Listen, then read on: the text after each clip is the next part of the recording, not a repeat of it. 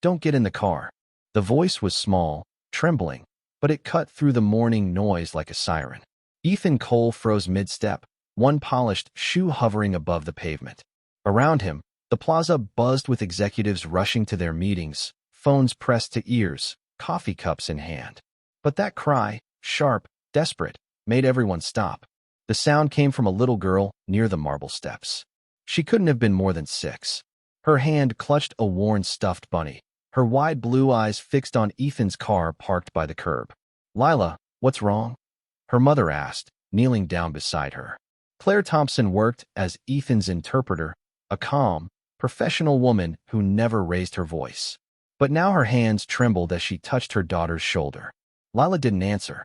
Her lips moved soundlessly before she whispered, "The bad men said there's something under the seat." Claire blinked. "What did you say?" Lila pointed toward the car, her face pale. "They said, the bomb is under the seat. He won't make it past the bridge." For a split second, Claire couldn't breathe. She glanced toward the security detail, 3 men in black suits, one of whom had been whispering into his sleeve just moments ago. Their eyes met hers, and something in that gaze made her blood turn cold. Ethan frowned, confusion clouding his face. "What's going on?" "Sir, we should move you inside," one guard said quickly, stepping forward. His tone was firm, but too sharp, too forced. Ethan didn't move. He looked at Lila, the tiny girl shaking in her mother's arms, and saw the raw fear in her eyes. He didn't know why, but something about it felt real. "Wait," he said. "Don't touch the car." The guard stiffened. One of them reached for the door handle anyway. Another shouted something into his earpiece. Then came a sound, a faint, rhythmic ticking that seemed to echo inside everyone's chest. Claire's scream broke the silence. "Get back!" Chaos erupted. People scattered across the plaza, briefcases tumbling, heels clicking in panic. Ethan pulled Claire and Lila toward a concrete pillar just as the explosion tore through the air. The shockwave hit like a hurricane, throwing heat, smoke, and shards of metal across the plaza. When the dust settled, part of the parking area was gone, scorched black, glass raining down like frozen tears. Sirens wailed in the distance. Police cars and ambulances converged within minutes, lights flashing red against the haze. One of the guards, the one who had tried to stop Ethan, was gone. The other 2 were on their knees, hands trembling as officers pulled them aside. Lila clung to her mother, sobbing. Claire held her close, whispering over and over, "It's okay, baby. It's okay." Ethan knelt beside them, his expensive suit streaked with ash. He looked at the little girl who had just saved his life. "You understood them, didn't you?" he asked quietly. Lila nodded through her tears. "Mommy teaches me words from other places. They didn't know I could understand." Ethan exhaled shakily, his voice breaking. "You just stopped a murder, sweetheart." The plaza was still buzzing with chaos. Officers yelling, medics rushing, but in that small circle of quiet, something powerful settled between them. Courage doesn't always roar. Sometimes it whispers in the voice of a child who refuses to stay silent. The explosion came sooner than anyone expected. The blast shattered glass, tore through metal, and filled the air with heat and chaos. But by some miracle, everyone who'd hesitated to step inside the car was still alive.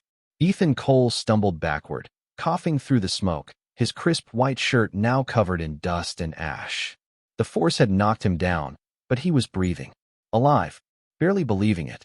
Across the plaza, Claire Thompson knelt on the ground, clutching her trembling daughter to her chest. Lila's tears streaked down her soot-covered face as she whispered, "I told you, Mommy. I told you." Claire's heart ached as she pressed her cheek against her daughter's hair, whispering, "You did, baby. You did." Within minutes, the plaza swarmed with police. 2 of Ethan's security guards were restrained on the spot.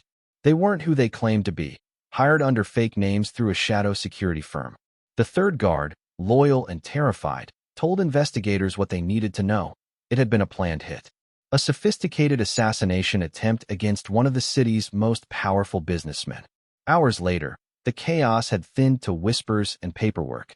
Inside the cold, bright walls of the police station, Ethan sat across from Claire and Lila. His tie was gone, his sleeves rolled up, his eyes raw with exhaustion and disbelief. For once, the man who was always in control looked human. "She saved my life," Ethan said quietly. His voice cracked halfway through the sentence. He turned toward Lila, who was half hiding behind her mother's arm, her stuffed bunny clutched tightly against her chest. Lila didn't speak. She only gave a tiny nod, her lips trembling. Ethan's throat tightened. "I've built empires," he said softly. "But I don't think anyone has ever actually saved me before." Days blurred into weeks. News outlets exploded with the story. Business tycoon saved by child's warning. Photos of Lila's shy smile filled headlines, while talk shows praised her courage. But what the cameras never captured was the quiet aftermath, the way lives quietly intertwined after the dust settled. Ethan started visiting them often. He brought flowers sometimes, books for Lila, coffee for Claire. What began as gratitude soon became something deeper, a quiet bond that none of them saw coming. He learned that Claire had been raising Lila alone since her husband passed 2 years earlier. She worked long hours translating documents and interpreting for corporate clients, often juggling 2 or 3 jobs to keep their small apartment. Lila, curious and bright, had picked up words from her mother's work, languages that opened doors in her mind that no one expected. That tiny bit of knowledge, innocent and playful, had saved a life. For Ethan, every visit reminded him of something he hadn't felt in decades: warmth. He'd spent most of his adult life surrounded by polished boardrooms, loyal assistants, and silent bodyguards, but no laughter, no home, no heart.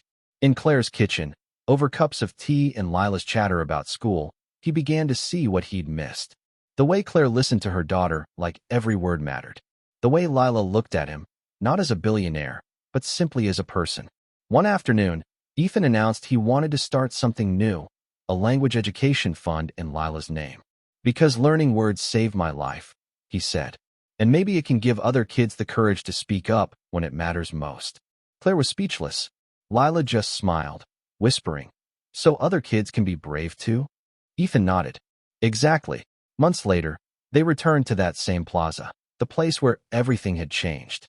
The city buzzed around them, but this time, the moment felt peaceful. The glass buildings glimmered in the sunlight, reflecting not fear, but hope. Ethan looked at Lila, his voice quiet but steady. "You didn't just save my life," he said. "You reminded me what it means to live one." Lila blushed, tucking her hair behind her ear. Claire placed a gentle hand on her daughter's shoulder, pride shining through her tired eyes. Behind them, the wind carried the sounds of the city: horns, footsteps, laughter, life moving forward. Kindness doesn't always wear a suit or carry a title. Sometimes, it wears a pink dress and holds a stuffed bunny, and it speaks up even when it's scared. Lila's voice that morning had stopped an act of violence, but it did something even greater. It opened a man's heart. It reminded 3 people that courage, no matter how small, can ripple outward and change everything. Because sometimes, the smallest voice in the crowd holds the power to save the world.